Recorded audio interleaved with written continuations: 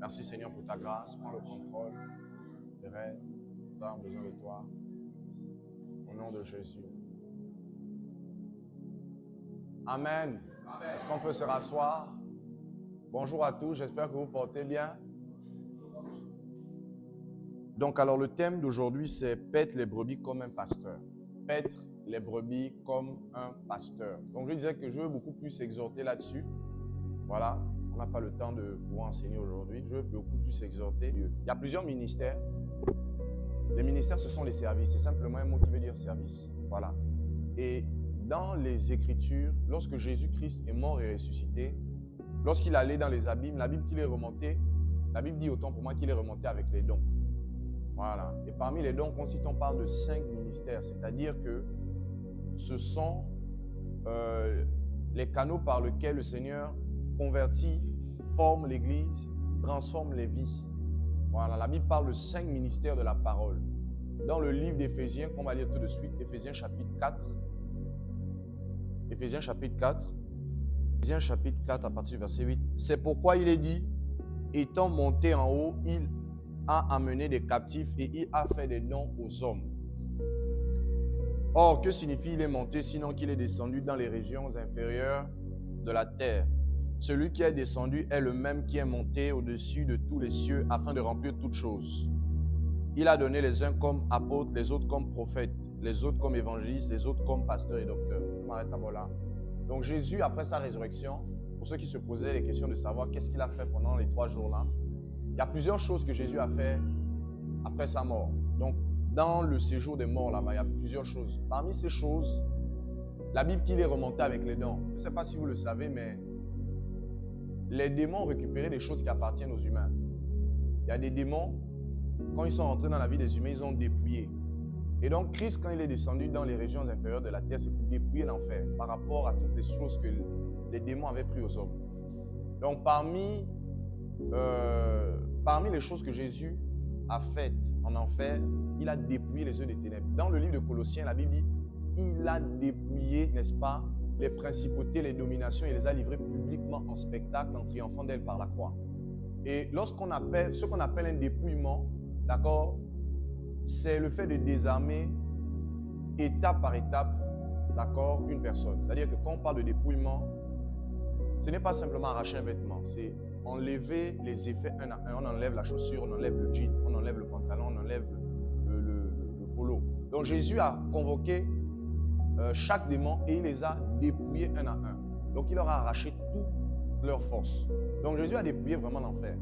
Si vous voulez, lorsque les Israélites sont sortis d'Égypte, c'est également ce qu'ils ont fait. Ils ont dépouillé les Égyptiens. Avant de sortir d'Égypte, Dieu a donné un ordre. Il a dit d'aller dépouiller les femmes égyptiennes. Elles avaient de l'or, tout ça. Elles ont récupéré tout. Donc, lorsque les Israélites sont sortis de l'Égypte, ils ont dépouillé les Égyptiens. Donc, il y avait des Égyptiennes qui avaient des bijoux en or, qui avaient, n'est-ce pas, des chaînes dorées. Elles avaient, n'est-ce pas, des tabourets. Ils ont tout récupéré.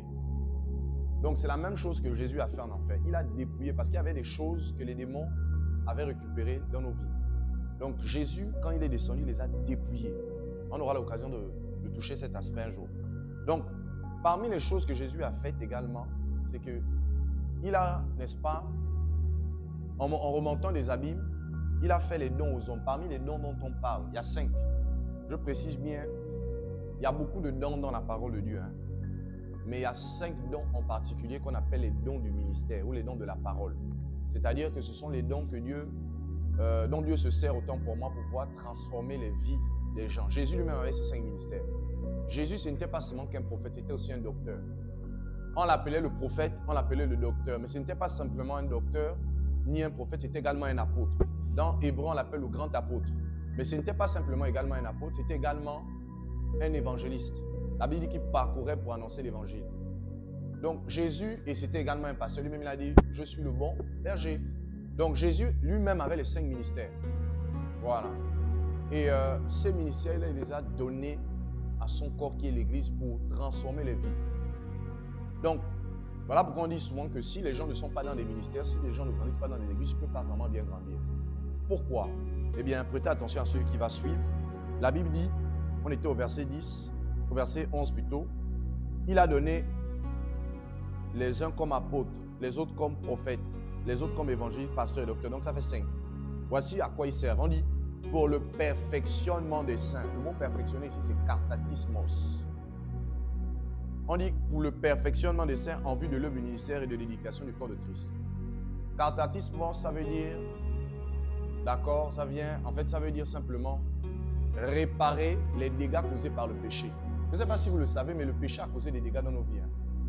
Le péché a causé des dégâts sur l'âme. L'âme de plusieurs personnes est blessée. D'accord? Et ça fait en sorte que quand on rentre dans le mariage blessé, le foyer aura des problèmes. Parce que les gens sont blessés. Voilà, les gens qui n'ont pas Jésus sont des potentiels blessés. Jésus, l'une de ses missions, dans sa feuille de route, il avait dit, l'onction du Seigneur est sur moi, car il m'a appris pour guérir ceux qui ont le cœur brisé. Voilà. Donc, kartatismos là, c'est réparer les gens qui ont le cœur brisé. En fait, le mot veut dire raccommoder. C'est le même mot qui a été utilisé en Matthieu lorsque on dit que les disciples étaient en train de raccommoder leur filet. Parce que l'âme était déformée, l'âme de l'homme était trouée. Donc, kartatismos, c'est coudre l'homme. D'accord? L'homme était brisé par le péché. L'homme, vraiment, les démons l'ont tabassé. Si vous regardez les paraboles de Jésus, souvent dans les paraboles de Jésus, vous avez une illustration de ce que l'homme est dans son état déformé par le péché. Jésus prend une parabole, il dit, il y a un bon samaritain. Vraiment même le bon samaritain. Il y avait un homme qui passait, puis les brigands l'ont tabassé, ils l'ont laissé presque mort. Les brigands là, c'est l'image du monde des ténèbres qui a tabassé l'homme. L'homme est presque mort, donc il est inerte presque. En fait, l'homme est déformé. Il est dans un état où son âme est... D'ailleurs, c'est le prophète Habakkuk qui le dit. L'âme de l'homme est bombée, est gonflée. D'accord? L'âme de l'homme est enflée. Elle est tordue. Voilà, parce qu'on a tabassé l'homme. C'est pour ça que le salut, c'est l'âme. Parce que c'est l'âme qui a péché et c'est l'âme qui est déformée. Donc, les brigands en question, c'était le monde des ténèbres. D'accord? Et l'âme... la personne, c'est les personnes qui n'ont pas encore accepté le Seigneur. Elles ont été brisées, tabassées. Maintenant, il y a un lévite qui passait par là, il n'a rien fait. Et il y a un sacrificateur qui passait par là, il n'a rien fait. Et le bon samaritain, qui est Jésus, est venu réparer. Comme vous regardez, c'est une réparation qu'il a fait. La personne était blessée. D'accord? Il a pris du baume, il a pris de l'huile, l'image du Saint-Esprit. Il a commencé à, d'accord, réparer cette personne. Vous voyez que c'est l'image de ce que représente réellement une personne dans son état brut. Quand il vient au Seigneur, la personne, nous tous qu'on vient à Jésus, si on ne se fait pas raccommoder, on va être des chrétiens païens, bien on va être des chrétiens charnels. On a besoin de se faire raccommoder par les saints ministères. Donc Jésus a planté les saints ministères, ce n'est pas pour faire joli, c'est pour réparer l'homme parce que l'homme est déformé. Donc le mot veut dire réparer dans sa condition initiale et normale ce qui était cassé ou défait. Qu'est-ce qui était cassé? Mais la relation de l'homme avec Dieu était brisée. Et qu'est-ce qui était cassé en l'homme? Son état naturel. L'homme était déformé. Donc, le kartatismos, donc les saints ministères viennent te raccommoder. Jésus, déjà dans ses paraboles, il le disait, on ne met pas un vieil habit sur un drap neuf, tout ça. Donc, quand vous regardez les paraboles de Jésus, elles sont tellement profondes que vous retrouvez ce que je suis en train de dire. Donc, l'âme de l'homme a été déformée par le péché. La Bible parle des dérèglements. Quand on parle d'un dérèglement, c'est qu'il y a quelque chose qui ne tourne pas rond. L'homme ne fonctionne plus normalement, il est déréglé. Comme, n'est-ce pas, comme une voiture, elle est censée rouler sur du goudron, sur la route. Et puis voilà qu'il y a un dysfonctionnement, la voiture saute maintenant. Elle saute, elle ne roule plus. Elle saute comme une grenouille. Elle est déréglée. Donc, il y a en fait, en l'homme, il y a un système en lui qui a été déréglé, déformé. Donc, l'homme fait des choses qu'il ne doit pas faire. Voilà pourquoi la Bible dit que les désirs de la chair sont contraires à ceux de l'esprit. Les désirs de l'esprit sont contraires à ceux de la chair, de sorte qu'ils sont complètement opposés afin que vous ne fassiez pas ce que vous voulez.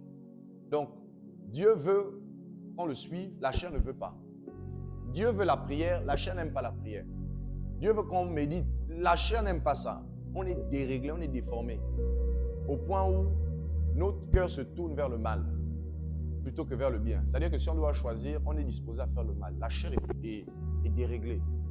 Voilà pourquoi on a l'impression que suivre Dieu, c'est difficile. Mais ce n'est pas difficile, c'est parce que notre chair était déréglée. Elle était tellement déréglée qu'elle veut faire seulement le mal. Voilà pourquoi donc, la parole de Dieu, Dieu dit à un prophète qu'on appelle Jérémie que le cœur de l'homme est tortueux. Qui peut le connaître? Moi, l'Éternel. Donc, le cœur de l'homme est vraiment tortueux, déformé, à cause du péché. Voilà pourquoi Dieu, pour réparer justement l'homme, quand on vient à Jésus, ça ne s'arrête pas là. Quand on vient à Jésus, ça c'est l'évangéliste qui t'amène à Jésus. Après, il y a un travail de docteur, il y a un apôtre qui vient détruire les choses qui ont été faites. Donc, katatismos, retenez que c'est réparer ce qui a été causé. Quand vous venez à Jésus, vous avez besoin de vous faire enseigner. Il y a des enseignements qui réparent votre âme. Il y a des enseignements qui guérissent votre âme.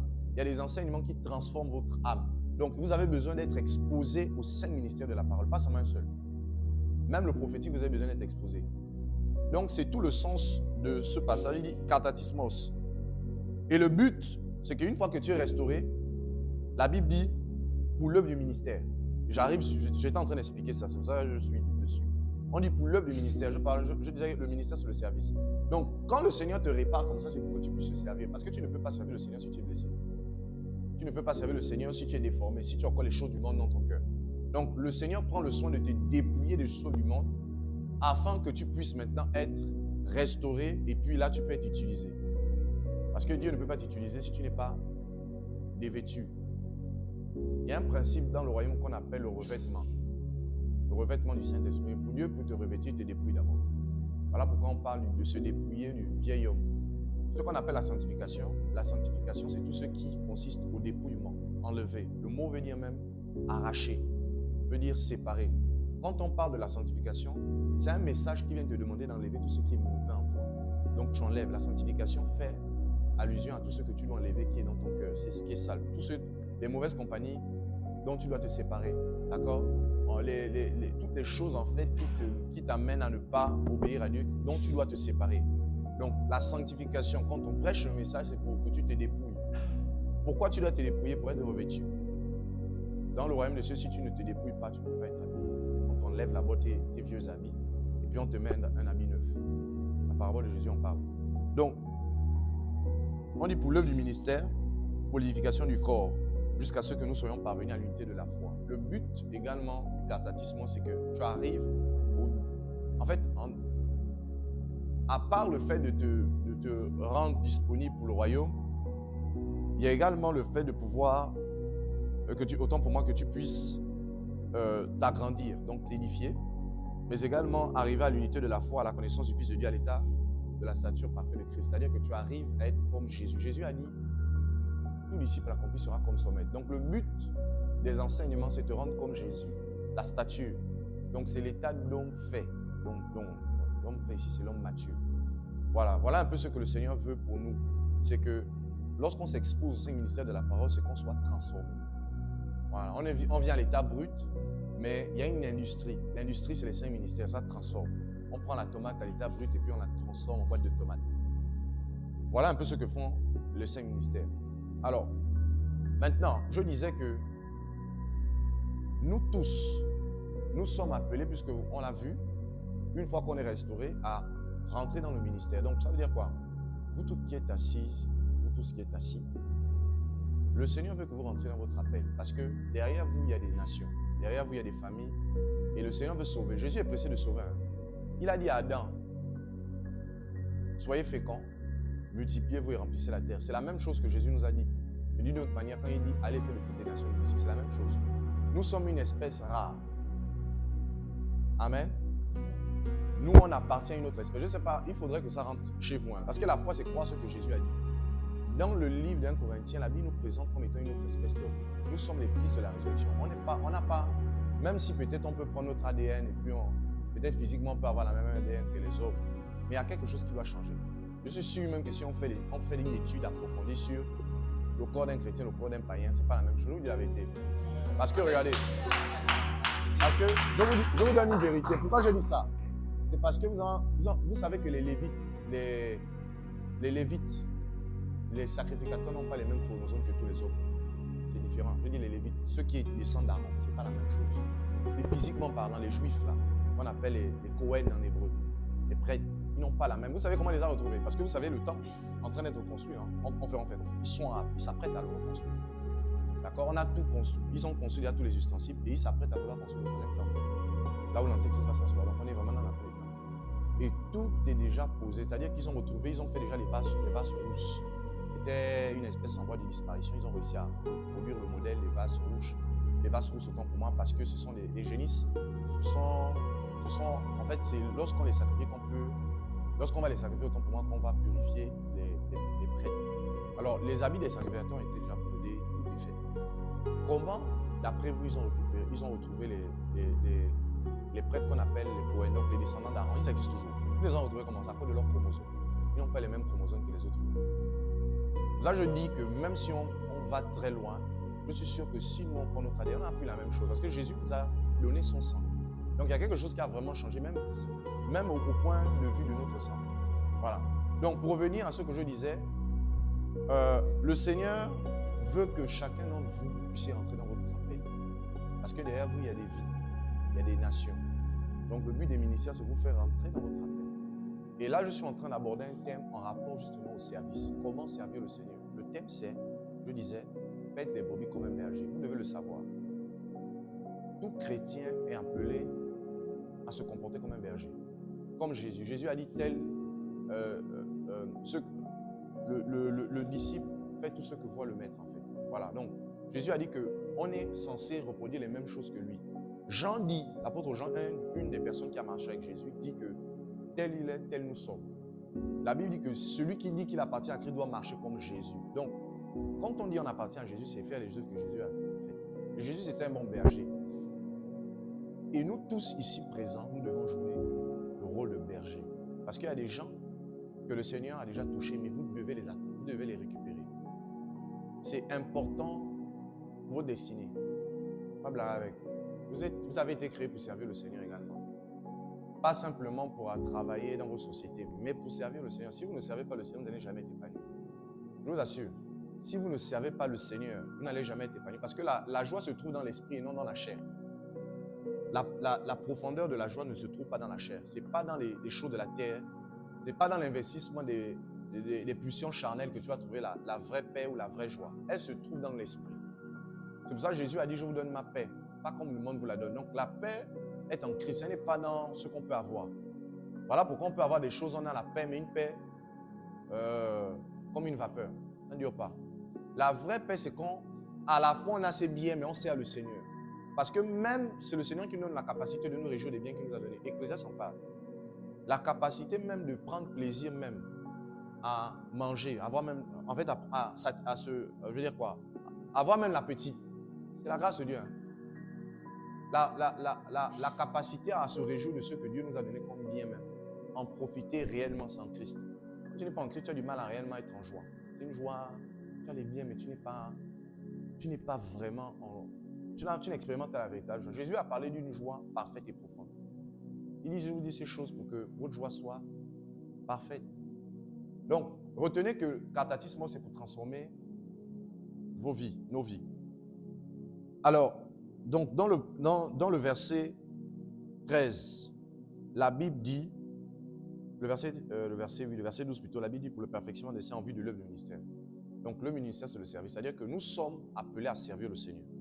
Et puis par la suite, on dit, afin que nous ne soyons plus enfants, flottants et emportés par tout vent de doctrine, et par la tromperie des hommes, par leur ruse, par les moyens de séduction. Ça veut dire quoi? Le but également des ministères, c'est de te rendre ferme, de rendre ta foi inébranlable, parce qu'il y a plusieurs vents. Il y a le vent de la séduction, il y a les vents des fausses doctrines. Il y a beaucoup de vents qui peuvent, le vent justement du découragement qui peut souffler. Si tu n'as pas appris à grandir dans les saints ministères, tu vas être emporté. C'est ainsi que beaucoup de personnes se font emporté par le vent. Le vent, en fait, c'est l'image de toute espèce de séduction. Ça souffle et les gens sont emportés lorsqu'ils ne sont pas bien bâtis. Amen. Alors, revenons à ce que je disais sur le service. On a compris que les saints militaires, le but, c'est également que Maman Thérèse rentre dans son appel. C'est que Erika, Maman Pierrette rentre dans leur appel, en fait. Donc, nous devons rentrer dans notre appel. Et là, je suis en train de parler d'un aspect de notre appel. Être comme un berger. Amen. Être comme un berger. Alors, on va lire des passages et puis je vais exhorter et puis on va prier. Je souhaite qu'on lise le livre de Psaume, chapitre 23. Psaume, chapitre 23. Il me dirige près des eaux paisibles.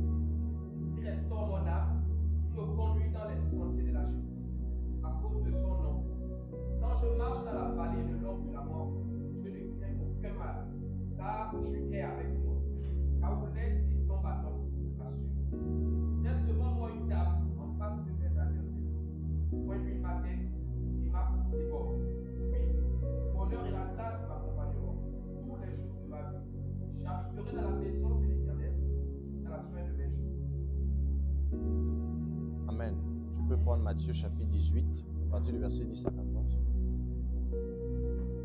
Tenez, ça, on parle de l'Éternel comme étant le bon berger. On parle des verts pâturages également. En fait, le berger, vous devez le savoir, en fait, c'est un pasteur. Voilà, quand on parle de berger, c'est pasteur.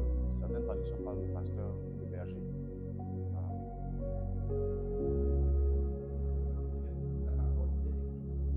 Gardez-vous de mépriser un seul de ces petits, car je vous dis que leurs anges dans les cieux voient continuellement la place de Dieu et dans les cieux. Car le Fils de l'homme est venu sauver ceux qui étaient perdus. Que vous ensemble, si un homme a 100 brebis et que l'une d'elles s'égare, ne laisse-t-il pas les 99 autres sur les montagnes, aller chercher celle qui s'est égarée? Et s'il la trouve, je vous le dis en vérité, elle lui cause plus de joie que les 99 qui ne sont pas égarés. De même, ce n'est pas la volonté de votre Père qui est dans les cieux, qu'il se perd une seule de ces. Amen. Voici l'état d'esprit du bon berger. Le bon berger, c'est un type de berger où il a 100 brebis. Et sur les 100, il manque une. Donc il se retrouve avec 99. Dans son état d'esprit, il est prêt à laisser les 99 qui sont en bonne santé, qui sont dans un bon endroit. Et il part récupérer la brebis qui est garée. Voici la mentalité et l'état d'esprit de Jésus. C'est-à-dire que, et il conclut en disant que, car la volonté du Père, c'est qu'il ne perde aucune de ses brebis. Ça veut dire que dans l'état d'esprit de Jésus, quand il voit quelqu'un s'égarer, il est prompt à aller, il laisse les gens qui sont en bonne santé, il court vers la brebis égarée. Et vous regardez un peu David, l'homme selon le cœur de Dieu. On a l'habitude de dire que David, c'est l'homme selon le cœur de Dieu. Mais l'un des aspects que nous ignorons souvent, c'est que David lui-même, c'était un berger. David était le berger des brebis de son père. Et lorsque, on a une illustration, enfin, on a autant pour moi, dans le livre de 1 Samuel, un témoignage de l'état d'esprit également de David. David dit que lorsque le lion vient et il attrape la brebis, David part récupérer la brebis dans la gueule du lion. Voici le type de berger que David était. C'est-à-dire que quand il voit une brebis en danger, il ne laisse pas, il ne se contente pas des autres brebis. Il voit qu'une brebis, le lion a déjà mis même, d'accord, autant pour moi, la brebis est déjà dans la gueule du lion. Lui, il court, il frappe le lion, il récupère la brebis. Et comme vous le savez, dans les Écritures, le lion, le faux lion, c'est Satan. C'est le type de personne, même quand Satan a attrapé quelqu'un, il part chercher la brebis. Et Jésus, n'est-ce pas, est en train de nous enseigner sur comment, en fait, servir le Seigneur en tant que pasteur. Je vais vous dire que parmi les 5 ministères, d'abord, l'un des ministères qui énerve tout le monde, ce sont les ministères des pasteurs. Personne n'a voulu devenir pasteur. Moi, quand tu me demandais, tu es quoi? Moi, je suis prédicateur, je suis un évangéliste, je prêche la Bible. Vous demandez à toutes les personnes, j'ai un peu eu à échanger avec beaucoup de personnes, avec Pierre. Avec plusieurs personnes, personne ne va te dire qu'il veut être pasteur. Tout le monde te dit qu'il est prédicateur. Pasteur, en fait, on trouvait ça comme une vieille fonction, comme un vieux jeu, là où tu vas perdre ton temps ennuyant. En fait, c'est ennuyant, on se dit que c'est ennuyant. Mais parmi les 5 ministères, parce qu'on se dit que ce n'est pas spectaculaire, mais parmi les 5 ministères, celui qui manifeste plus d'amour pour tout le monde, c'est le pasteur. Et vous savez que le plus grand, c'est celui qui aime beaucoup. Celui qui manifeste le plus d'amour pour tous les autres ministères, c'est le pasteur. Et vous allez voir que même Jésus lui-même cherchait les pasteurs. Jésus lui-même, à plusieurs reprises, lui cherchait des pasteurs. Et on va le voir tout de suite. Je vais prendre un passage. Donc, vous devez servir Dieu en tant que pasteur. Pourquoi? L'évangéliste, c'est un gagneur d'âme.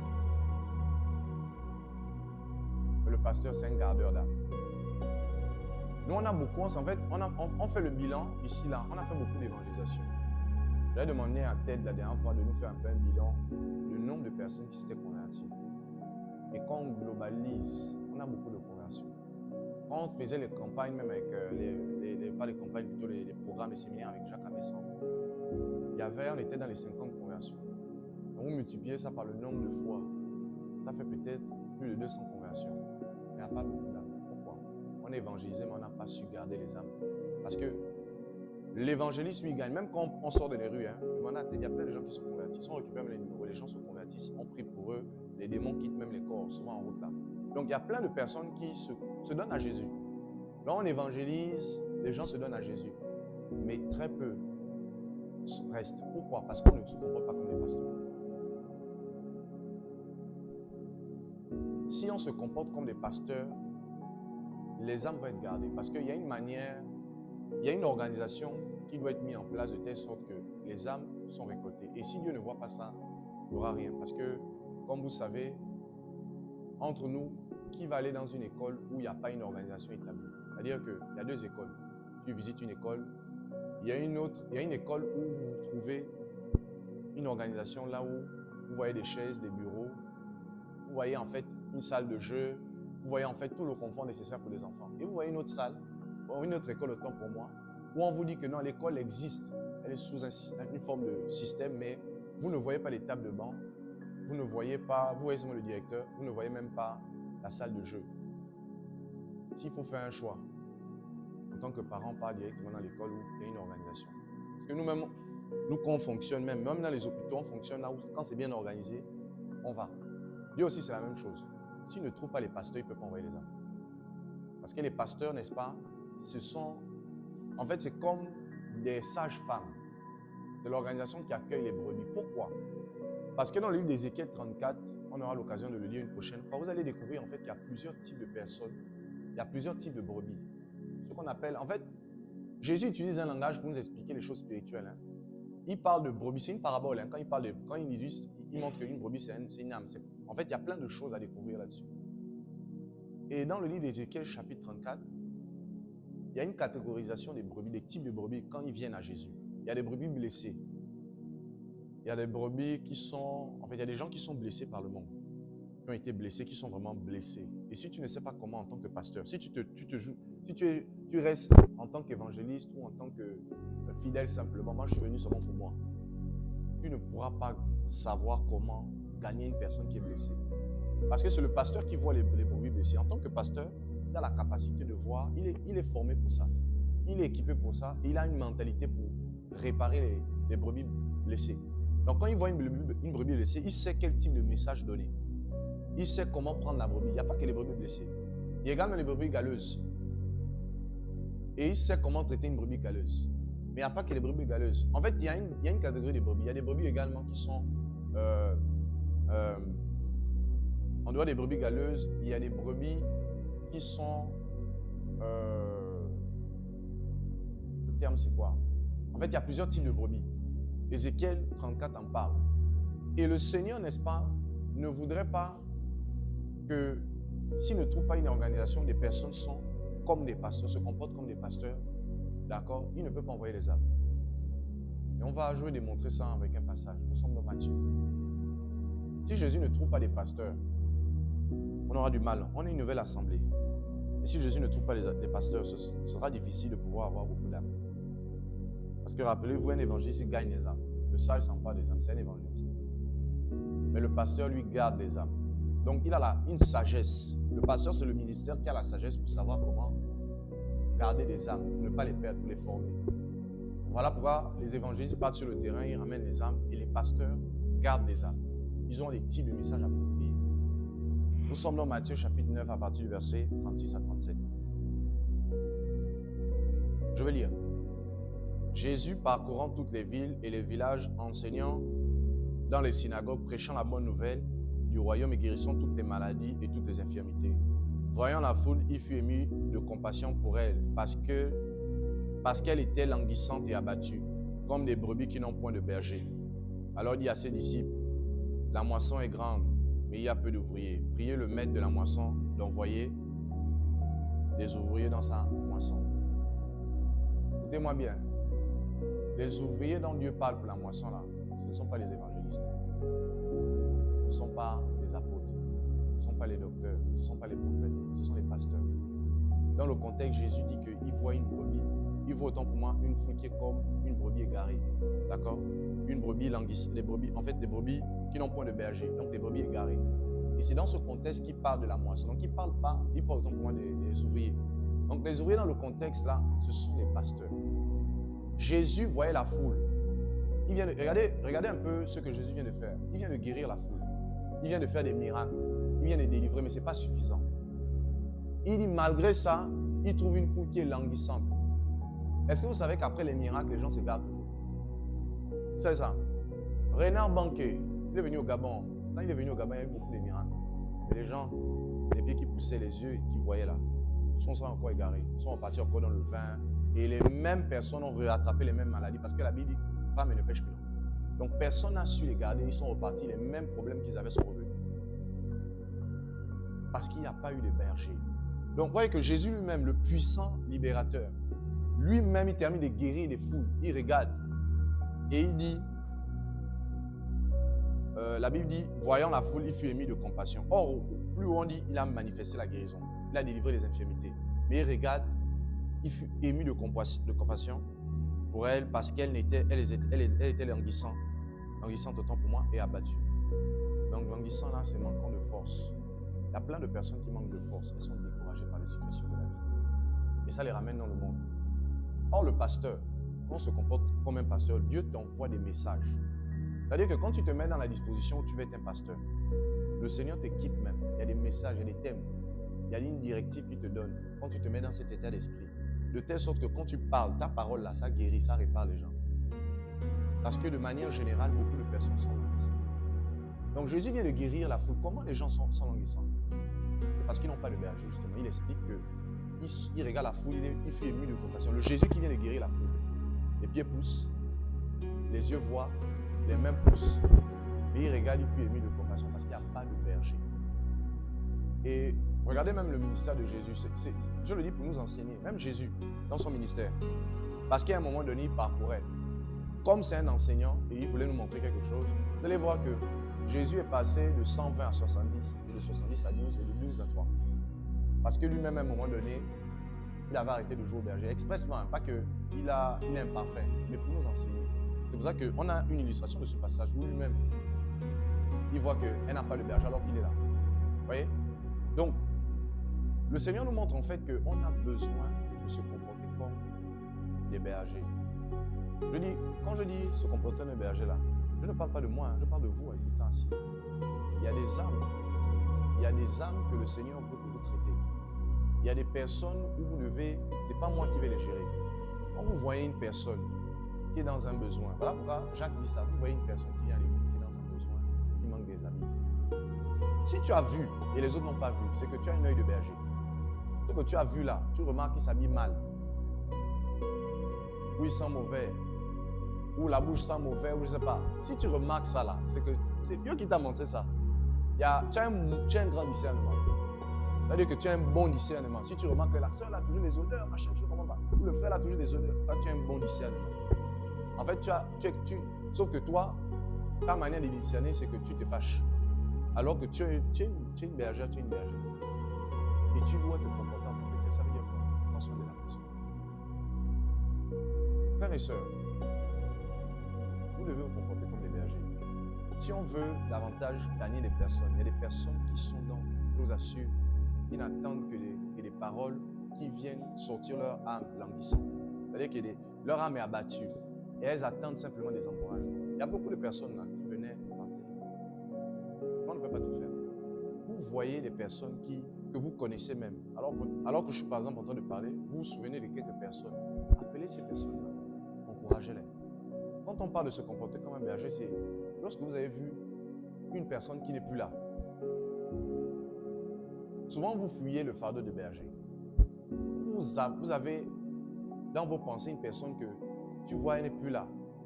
Les autres ne t'ont pas parlé de ça, mais c'est toi qui passes sur le autres. Ça veut dire que le fardeau est chez toi.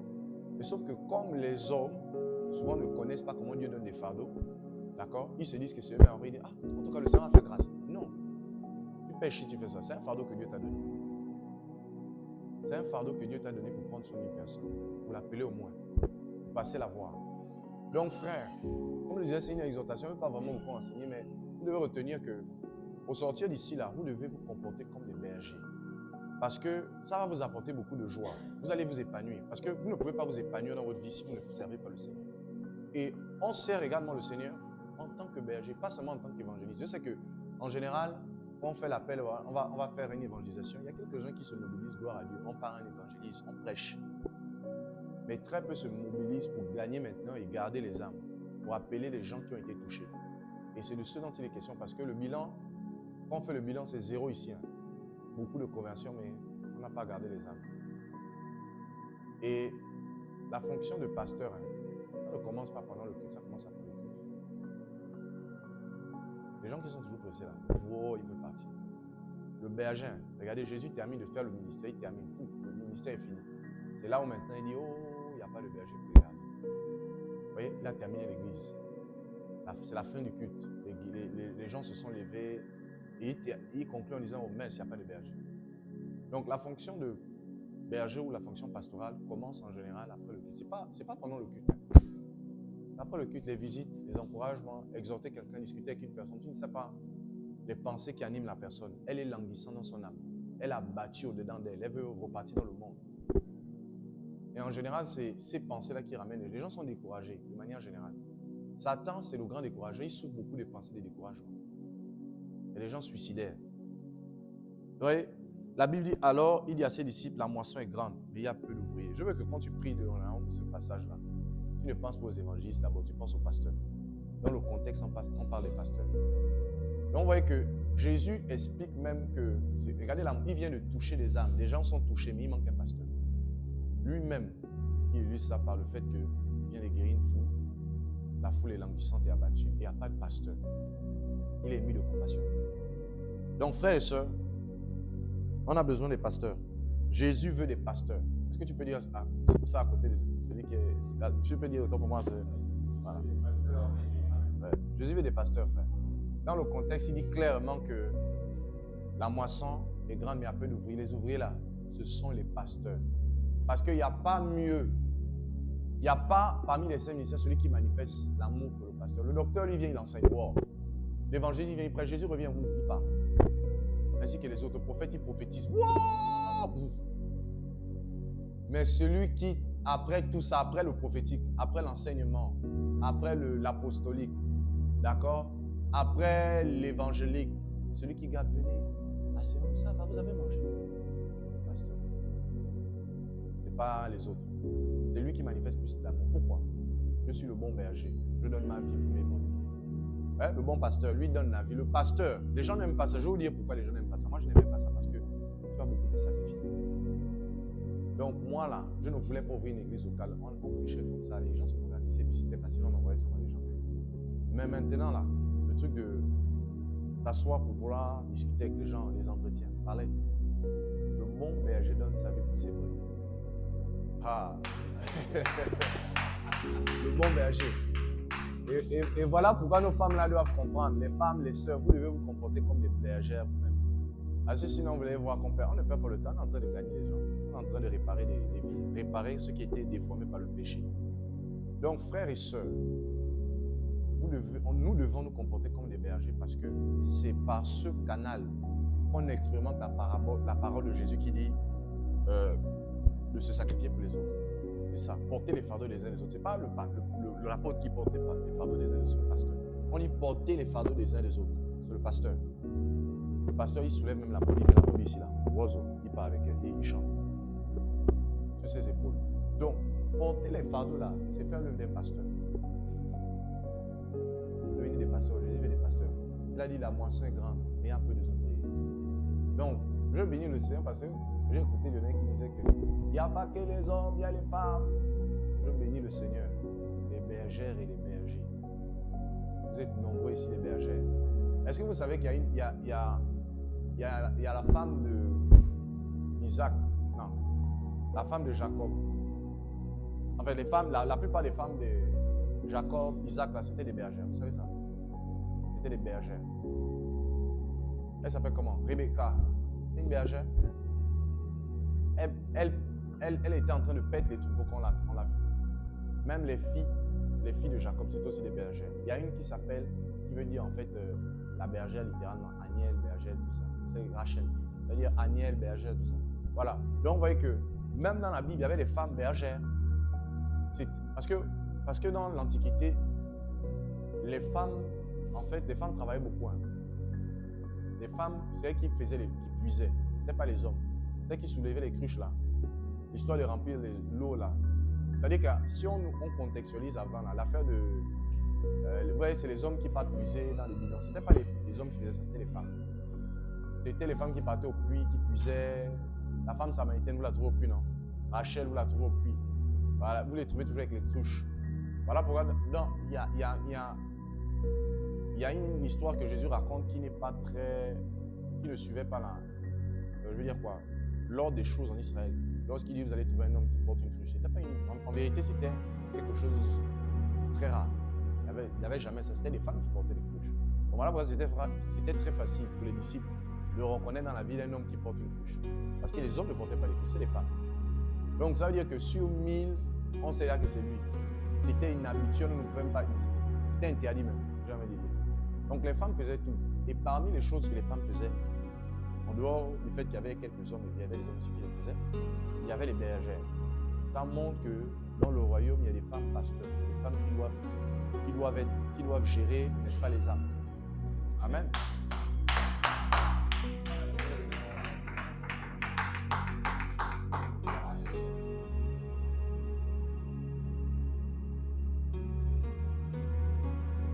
Nous sommes dans Jean chapitre 21, à partir du verset 15.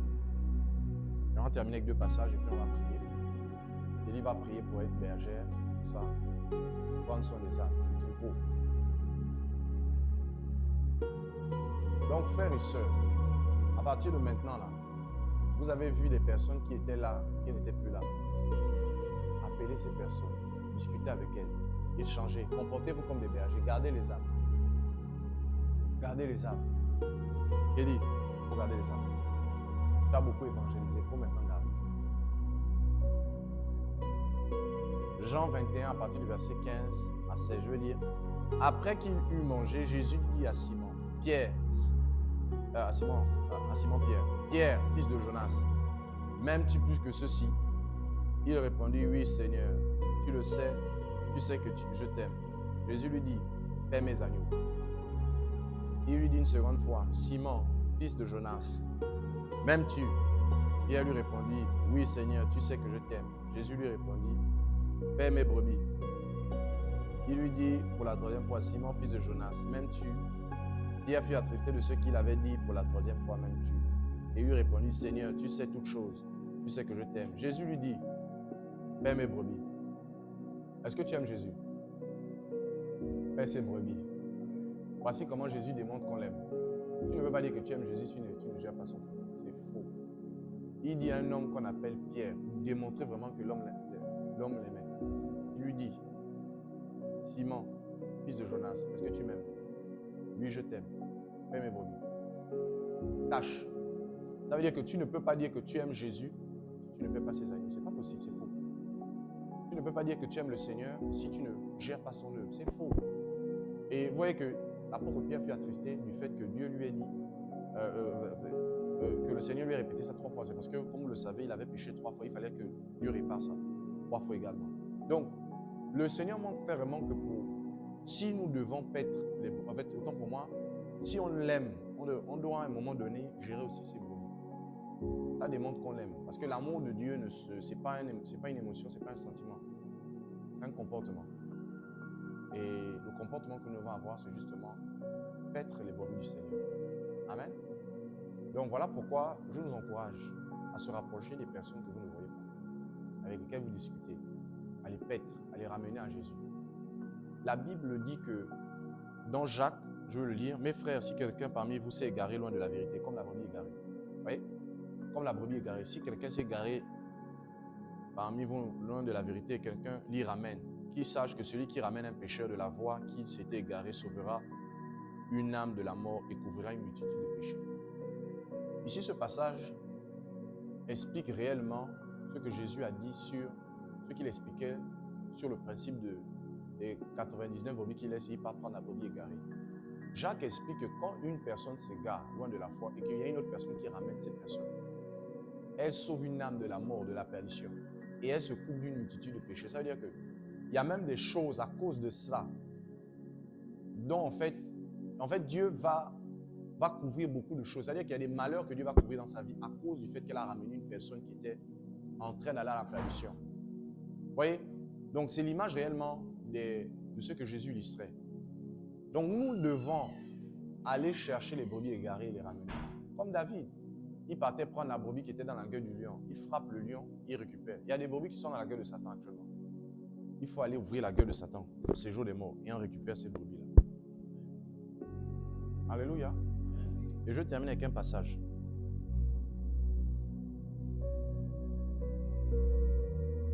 Jérémie chapitre 17, verset 16. Dis à quelqu'un qui est à côté de toi, nous ne devons pas refuser d'être pasteurs.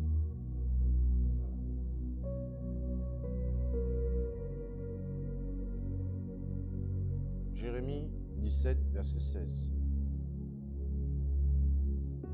Et moi, pour t'obéir, je n'ai pas refusé d'être pasteur. Je n'ai pas non plus désiré le jour du malheur. Tu le sais, ce qui est sorti de mes lèvres a été découvert devant toi. Amen. Voilà, Jérémie le prophète était également Jérémie le pasteur. Donc vous voyez que Jérémie lui-même, à un moment donné, faisait fonction de pasteur. Même tous les apôtres, même tout autant pour moi les anciens prophètes. Quand vous regardez, il y a des prophètes qui étaient des bergers. François n'a pas osé, il y avait des prophètes qui étaient des bergers. Vous voyez? Donc, ça, voilà, Michel. Donc il y a des prophètes qui étaient des bergers, qui étaient des pasteurs. Moïse lui-même, c'était un pasteur. Vous voyez? Donc, Jérémie ici, il montre clairement qu'il y a un moment donné, il travaille en tant que pasteur. Donc, je le souligne et je le répète. La fonction pastorale n'est pas... Il y a une personne, d'accord, dans le corps de Christ qui travaille en tant que pasteur. En vérité, pasteur, c'est beaucoup plus une fonction qu'un appel. La plupart des personnes qui ont été appelées apôtres, prophètes, prophétesses, après se sont convertis en pasteurs, comme l'apôtre Paul. Pierre, autant pour moi.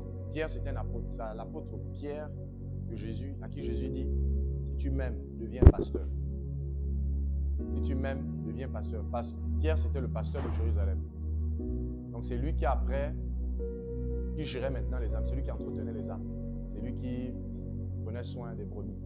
Voilà, donc même l'apôtre Jean, à la fin de sa vie, quand vous regardez 1 Jean, 2 Jean, il s'est transformé en pasteur. C'était important, un apôtre. Ensuite, il est devenu pasteur. Après, il a commencé à prophétiser l'Apocalypse. Donc, le Seigneur, d'accord, nous attend en tant que pasteur. Nous devons prendre soin des âmes. Ce n'est pas moi qui dois seulement m'occuper des âmes. Vous devez vous occuper des âmes. Toutes les personnes que vous avez vues, que vous ne voyez plus, vous avez leur contact, appelez-les. Prenez soin d'elles. Partagez avec elles. Allez vers elles. Essayez de les gagner. Parce que la Bible nous montre que l'état d'esprit du berger, c'est laisser les 99 brebis là, qui sont en bonne santé, aller prendre la brebis qui est en mauvaise santé et la ramener.